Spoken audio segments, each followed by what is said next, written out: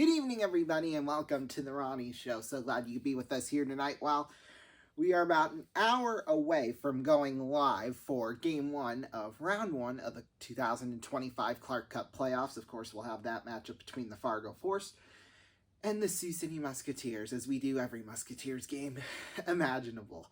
So, yeah, it's sure to be a fun postseason. I am certainly excited for that.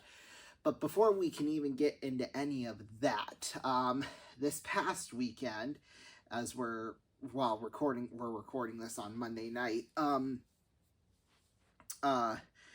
Yeah, we still had the past weekend in terms of the end of the regular season. I mean, we really saw some things. We saw a lot of teams, resting their star guys because, they knew they were already going to be in a playoff spot.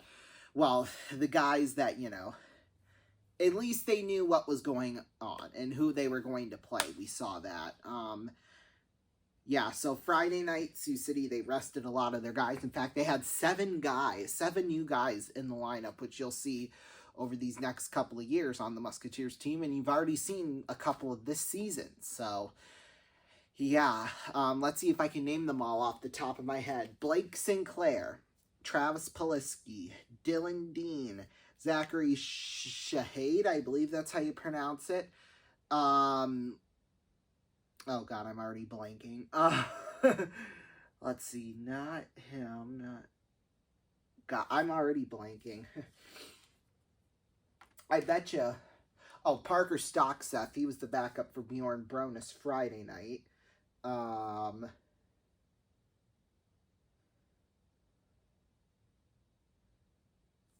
Here, I'm pulling up the lineup from Friday night.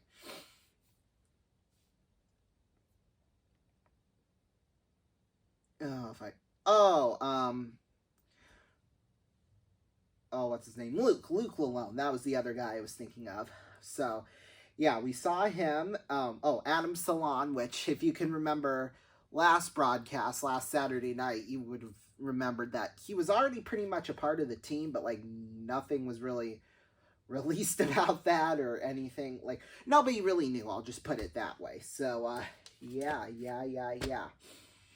Now, we will have those full game recaps from Friday night and Saturday night on the stream coming up in, like I said, about an hour. So, yeah, safe to say this postseason will be exciting. Of course, we'll be playing the Fargo Force 7-0-0-1 this year versus them. So, I think this is going to be a quick 2-game series. In fact, there's the other 3 series in the USHL have already started tonight. So, yeah. And the reason why we had to push ours back an extra day was because we have the circus this weekend. If you remember last year, the circus was actually the week of the first round. So, if we didn't get a bye, because there was a chance that we weren't going to get a first round bye. So if that was the case, then we would have... Game 1 would have been at our home at Tyson. That was on Monday night. And then Tuesday night, I can't remember if Game 2 would have been Tuesday night and Game 3 would have been Thursday night, or if that was flipped the other way around. Or Game 2 would be on Wednesday night and Tuesday would be like a travel day. Either way, we would go to whoever we were going to be playing against. However, that didn't end up happening. Thank God for that. However, in the second round, we were supposed to have the first 2 games at home, Friday and Saturday night, but that didn't end up happening. Instead, we had to flip locations. And this, now you know why we're starting on a Tuesday now. So, yeah, it'll be Tuesday, Wednesday. If the series ends Wednesday night, then we go straight to Friday in Lincoln. And it'll be Friday, Saturday, Monday. So, yeah, 5 games in the span of, 7 days. It's going to be a tough ride, but this is what playoff hockey is all about. They do it in the pros, which that's just a whole nother animal in and of itself. So, yeah, I mean, especially those teams that make it all the way to the Stanley Cup final, they're almost in the triple digits in terms of how many games they play in a single season. So, yeah, because 82 plus 28, that's 110, and, probably around 18. So they are pretty much in the triple digits by the end of the season. So yeah, and just a 9-month span too, which is just crazy. It's why they're professionals. I gotta be honest with you. It's why they're professionals. But yeah, of course, we wouldn't go another weekend of USHL hockey without Ron, Darius, and Joey flapping their gums. Although Joey's been relatively silent. So is Darius, which has been quite a surprise, I'll just say that. And you actually get to see what they look like. So we'll have that in our next segment of the show. So yeah, so we're pretty much going to go through, well, we'll take a commercial break before we do this. But yeah, we're basically going to start from Saturday night maybe, and then go into Friday. I think that's what, yeah, I think so. We'll start Saturday night. Oh, wait, no, we will start Friday night. My apologies. We will start Friday night and then, you know, continue to go on from there. So, yeah, like I said, I knew, and I've said this I don't know how many times, this is just going to be a weekly update with Darius, Ron, and Joey. Although, like I said, Darius and Joey have kept quiet these past couple of weeks. And I think that Darius and Joey are actually related in some way, shape, or form. They're related somehow. And you'll, like I said, you'll see why. In fact, we're going to take a break, and when we come back, we're going to get to all the mean and angry Facebook posts from this weekend coming up right after this. Don't go anywhere.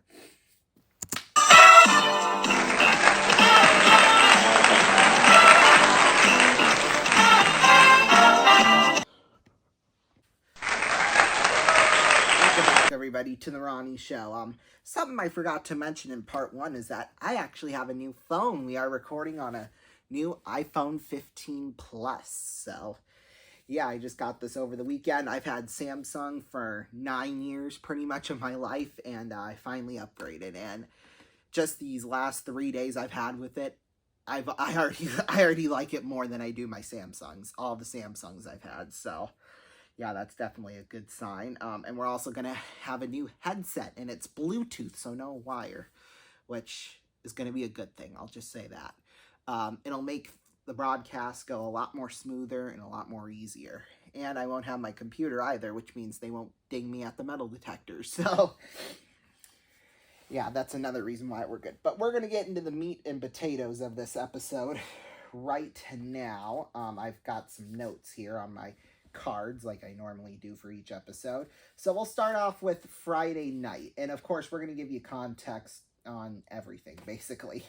So, we'll start Friday night. Friday night, let's see. Sioux Falls was in Fargo. We'll start there. So Sioux Falls was in Fargo. And Lincoln was, or no, Tri-City was in Lincoln. Now, Lincoln, they're the Anderson Cup champions. They're obviously going to want to put on a good showing in front of their home crowd for the final home game of the season. They did that, and that's when the Muskies clinched 4th place. But yeah, Fargo just went crazy and scored 3 in the first to make it a 3-0 game. So right at the end of the first period, Ron Gilmore already starts flapping his gums. He doesn't do that until the end of the game, but now he's doing it after the first period. And it's 21 goals so far in last... Oh, wait, no, sorry. This was after the game, sorry. The one I'm talking about here is, while scoring from Fargo continues, getting not just goals, but dirty goals nonetheless. Lose hoping for TC, which is Waterloo's hoping for Tri-City, and of course they ended up together. That was no surprise there, really, to be quite honest with you. So, yeah, and then the end of the game was that post of 21 goals in the last 4 games, which, you know, you're already a big suck up there. I'll just say that. In fact, that was posted at 9:18 p.m. Eastern, or 9:18 Central Time. Let's see. The game ended at 9:35, so there's that. Okay. And the Fargo Forest broke a new attendance record with 4,273 on average per game, which you would have thought last year when they only lost 10 games the entire season that, maybe they were selling out every game.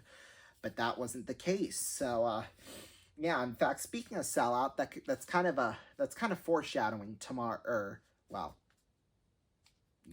the next night, Saturday night. And I've got a little bit of a rant on that. Well, I guess I always got things to rant about. So, yeah, that happened Friday night. And then, of course, they had the Anderson Cup ceremony in Lincoln. And the picture that they got officially, as you know, Rocky Russo, he's the biggest dweeble dwarf in the league in terms of head coaches. We already knew that. You've seen the tape on what happened when we played them after we played them in March. You already saw the tape on that.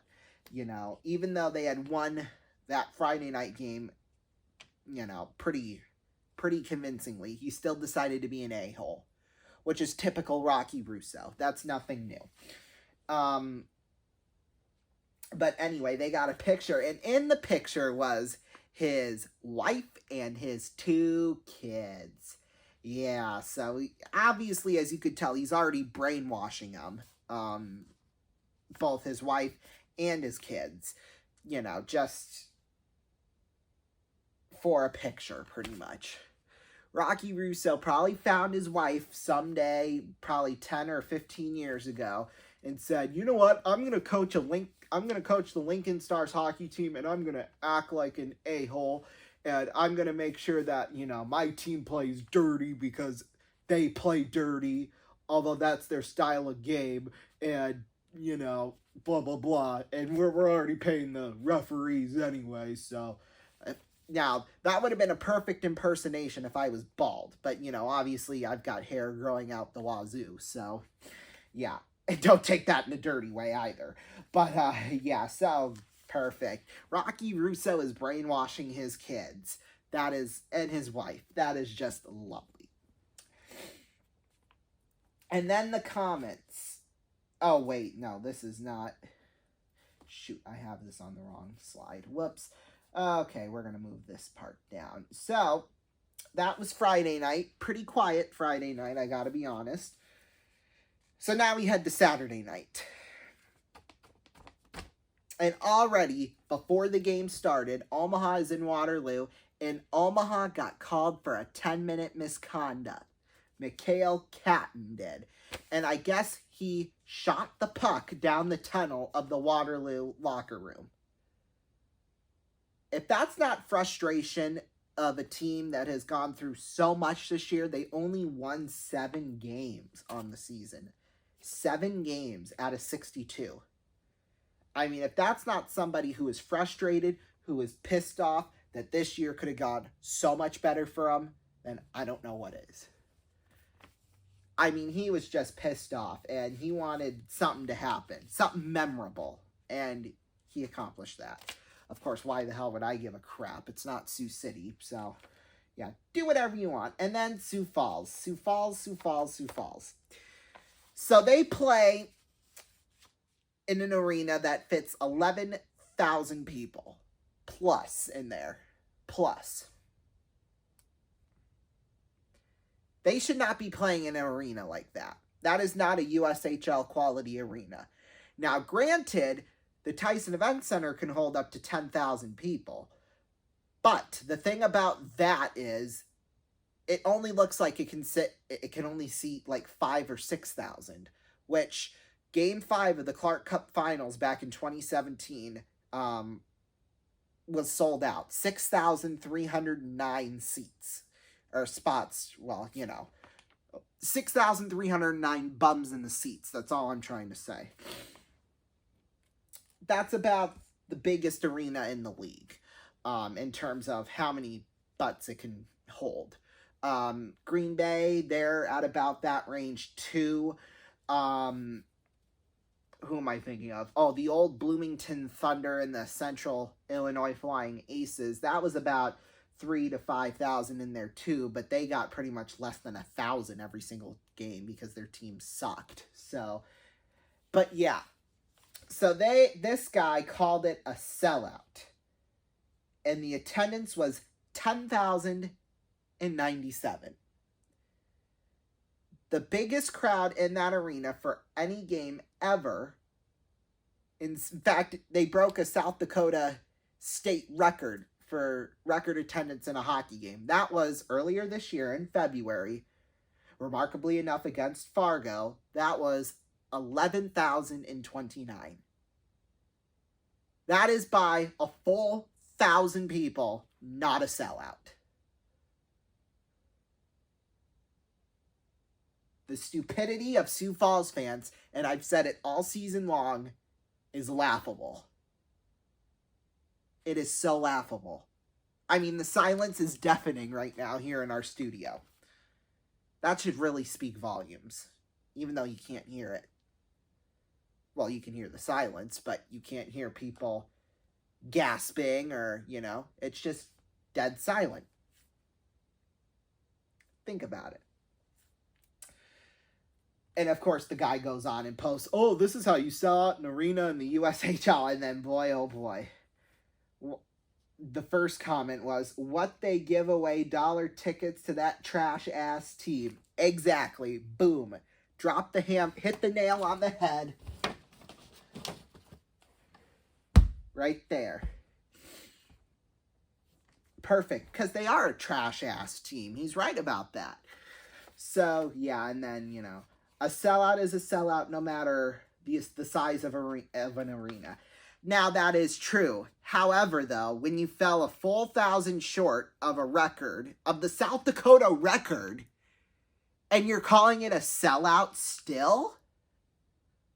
I mean, I'm sure they can't fit 1,000 people to just stand around. Because, obviously they do sell standing room tickets. But, I'm sure that number is only like in the hundreds. Maybe 500 at the absolute most. But 1,000? I don't think so. Sorry. And our guy, one of my favorite people in the world, Steve Kistler, 10,000 my ass, giving tickets away like candy and then counting them. The no-shows doesn't count. Well, that's true too. To me, in order to have, instead of the way they count attendance now, they should count it by how many tickets are being scanned. Because surely they're keeping track of that, too. I mean, especially that's all technological now. So, yeah. And then, of course, Saturday night was the Frozen Four final. And there was, Ron Gilmore obviously had to speak his mind about that. So he says this. Western Michigan, because that's who won it, is NCAA champs for the first time on their first appearance. Hammer and net, that's Hampton Slukinski, the a-hole from Fargo last year that cheated and got his team to win it all somehow. I still don't know how he did that. But in net, Eero Hakkarainen, he also played for Fargo, and he got kneed in that game, deservedly so. Getting a back-breaking goal. Kramer getting the first goal on Thursday. I don't know who Kramer is, but nice representation of the former Force players. So, of course, he already has to put his team into the mix. And then he tries to, well, you know what I'm trying to say here. But hats off to the entire team and great representation from the USHL overall in the tournament. So he's trying to say, oh, yeah, these guys from Fargo, they were pretty damn good in the tournament. But hey, the rest of the league, congratulations, pretty much. And he's saying that in the cockiest way he possibly can. Let's just be honest here, okay? That's really what he's doing. Being an asshole, which he's expert at. And then he goes on to write, I enjoyed seeing players I watched play against the Force. Yeah, you enjoyed watching it because they would always get knocked down. And, so obviously you'd like that. Every fan of USHL teams had someone to follow and cheer for. Two examples. One, Matteo Constantini. He played with us about 5 years ago. And then, oh God, who was the other one? Shoot, I can't think of his damn name. Although I am going to look it up, and I'm going to be pissed off at myself because, I'll obviously go like, oh, yeah, right. And Paige Beckers is the #1 overall draft pick. Shocker. Hang on. Let's look it up. Oh, God. We've got baby kangaroos as our official playoff animal. That can't be for real. That cannot be for real. Grant Slukinski! How could I forget about him? His brother is Hampton. That I am genuinely pissed off about. But, ooh, Master hits viewership high. 12.71 million viewers. Oh, who really gives a crap about that, though? Oh, that was the instant bargain. Okay, back to what I was saying. Fell sad for a favorite player on a losing team. Brandon, well, he has it as Svoda, S-V-O-D-A, but he's talking about Brandon Svoboda. Was one of my favorite players from last year who lost to former teammates. Been a fun ride. Now on to the USHL playoffs. Yeah, your wise words of wisdom, Ron, were very wise. Obviously. And in fact, there's this other guy who had to point out, so in summary, Omaha played 62 games, only won 7, and had almost as many head coaches, which was 4, as they did wins. I never claimed to be a mathematician, but that's not good when your number of head coaches almost matches your season win total. That is the most savage thing I've ever heard not coming out of my mouth. I'll just put it that way. So, yeah. Hats off to him. Oh, face reveals now. All right, so as you know, we harp on about these two doofuses from Fargo, and their names, Darius Andres, Joey Hughes, and Ron Gilmore. We get face reveals right now, everybody, so let's move the camera closer.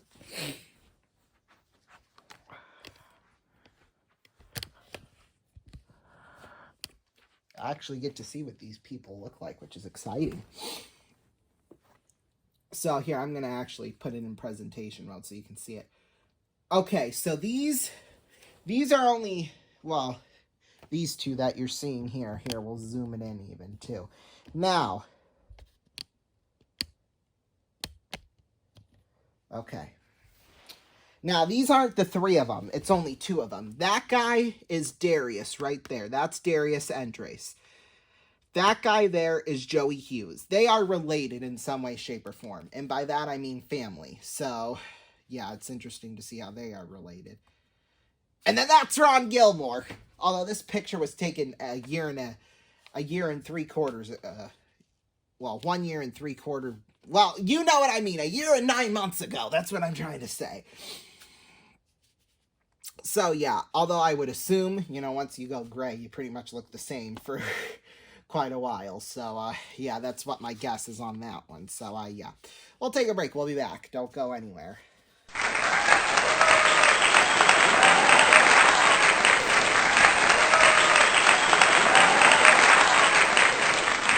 Welcome back, everybody. Coming up after this show, we will have the pregame show with our Studio 2 crew. So, yeah, you always see them for fun and games during the summer, but you always see them for events like these. So, yeah, that will be coming up. They'll have some fun games, some celebrity guests, and, yeah, drinks, cocktails, all of that. So, it's going to be a whole lot of fun.